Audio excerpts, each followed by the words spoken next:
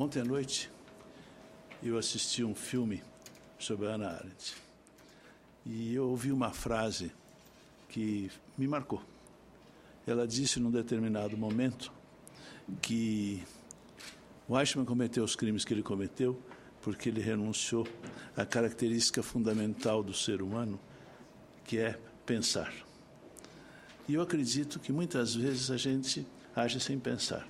Nós estamos vendo, de fato, que o mal no mundo entra pela porta da renúncia ao pensar. O terrorismo é uma coisa dessas, o fanatismo é uma coisa dessas. E aqui nós estamos num lugar em que as pessoas pensam. E se as pessoas pensam, nós temos que pensar a arbitragem desde o começo. Para que serve a arbitragem? O que é arbitragem? Eu acho que há duas coisas a dizer. A arbitragem é um serviço que a sociedade presta a si mesma. Isso é muito importante. Para que ela seja um serviço que a sociedade presta a si mesma, ela precisa saber aonde e para quem esse serviço vai ser prestado. No mundo inteiro, existe hoje uma tendência a recorrer com mais frequência à arbitragem, no comércio internacional, sobretudo, mas também nas relações entre os países. Eu mesmo me recordo de ter julgado mais de 1.400 casos de indenizações de guerra, na Primeira Guerra do Golfo. Julguei casos na OMC também, onde também existe arbitragem nos painéis, e existem arbitragens depois que o órgão de apelação desiste. Também julguei casos no ICSID de investimentos. Então, eu vi que a arbitragem serve em tudo, mas ela serve, sobretudo, os países que estão se utilizando dela. Por quê? Porque os países que são sede de muita arbitragem são geradores de um turismo de negócios importante, que representa um grande aporte de negócio para o país. Qual é a condição para que ocorra uma coisa dessas?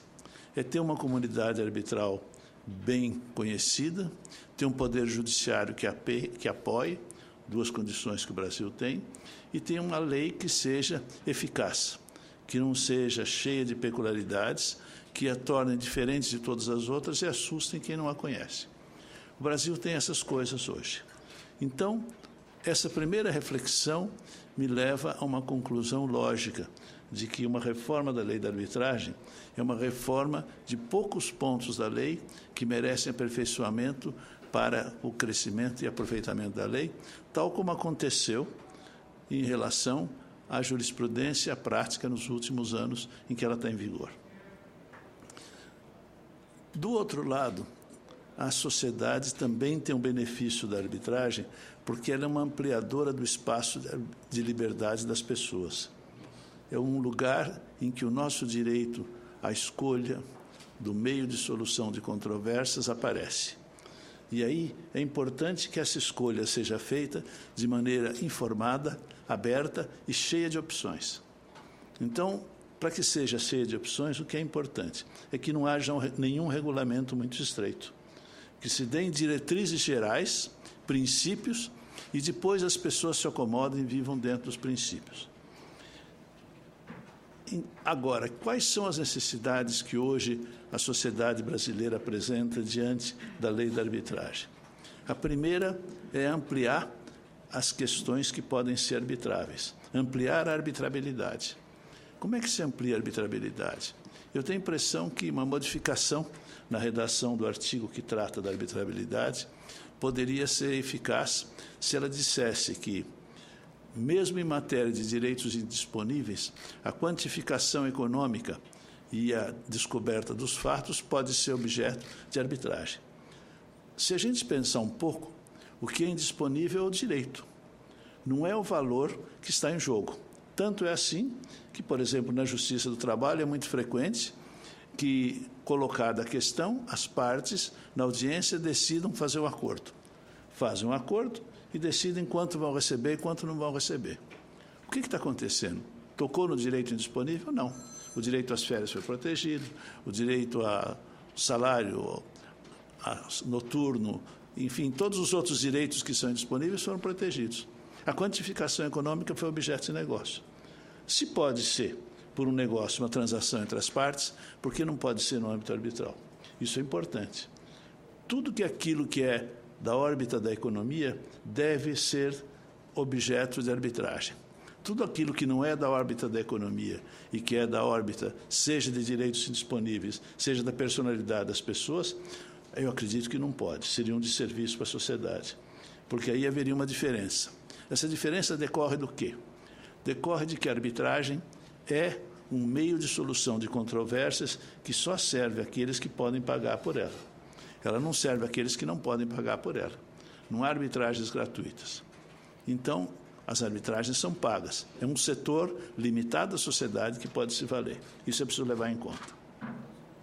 Um outro problema prático que eu vejo também dentro da lei da arbitragem é o problema do cumprimento das liminares. Existem algumas poucas questões em que o Tribunal Arbitral decidiu conceder uma liminar ou aplicar uma multa em caráter provisório, com caráter de coerção para obrigar a parte a cumprir o seu dever, e em que um juiz de primeiro grau resolveu que ele tinha que julgar e rever o mérito daquela decisão. Isso aí é uma coisa que viola o espírito da lei da arbitragem, que foi modificada pelos tribunais, mas valeria a pena deixar claro no texto da lei. A última coisa que tem se discutido também é uma tentativa de regulamentar a organização das câmaras.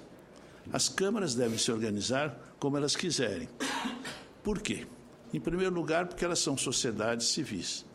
E no Código Civil, o que se coloca em relação às sociedades civis, às associações, é uma regulamentação muito limitada. Os membros fazem o seu regimento interno como quiserem e como puderem. E aí, o que acontece? Tal como eu posso escolher qual é o clube que eu vou fazer ginástica, e eu vou ver qual é o tipo de regulamento ele tem ou não tem, eu escolho a entidade de arbitragem pelo regulamento que ela tem e pelo que ela oferece. O que é visto, às vezes, como um demérito por uns, é visto como um mérito por outros. Alguns acham, por exemplo, que é um demérito uma Câmara Arbitral ter uma lista de árbitros. Do outro lado, há quem veja que isso é um mérito, é uma vantagem. Por que seria uma vantagem? Em primeiro lugar, porque dá uma segurança a todas as pessoas de dizerem, bom, aí eu sei que o terceiro árbitro não vai ser escolhido no escuro, sem que ninguém saiba como, numa panelinha em que pode gerar o compadrio. E isso acontece. Algumas organizações arbitrais, grandes, importantes, eu não vou ficar dando nomes, tem um certo número de pessoas que são apontados como árbitro com muito mais frequência do que outros. E isso acontece em lugares que não existe uma lista. Não existindo uma lista, as partes não podem, às vezes, por falta de imaginação ou conhecimento, escolher. A escolha do árbitro depende, em primeiro lugar, de um julgamento da credibilidade dele. Credibilidade científica, credibilidade pessoal da honorabilidade dele. Se alguma Câmara faz um escrutínio prévio sobre isso, é muito importante e muito bom, e ajuda as partes. Então, uma regulamentação não deveria tocar nisso, nem em outros aspectos, de quem compõe a Câmara, de quem não compõe. Isso é uma matéria que deve ser deixada ao alvedrio das partes. Cada um escolha aonde quer fazer sua arbitragem. E cada um vai receber aquilo que escolheu e vai arcar com o risco da sua escolha. A vida é feita de escolhas que trazem riscos. Mas as escolhas que trazem risco são aquilo que nos fazem serem seres humanos, que são obrigados a pensar para continuar a ser seres humanos. Isso é o que eu tinha que dizer sobre a lei da arbitragem. Muito obrigado, senhor ministro.